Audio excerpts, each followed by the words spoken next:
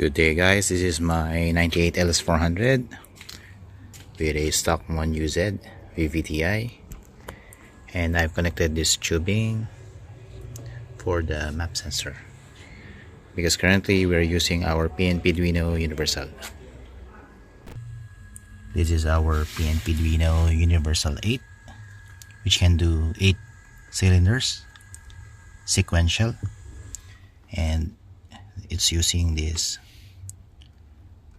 amp connectors. We've made this patch harness to the stock connectors of the 1UZ VVTI, and we're going to start the car. This is the map sensor, and let's start.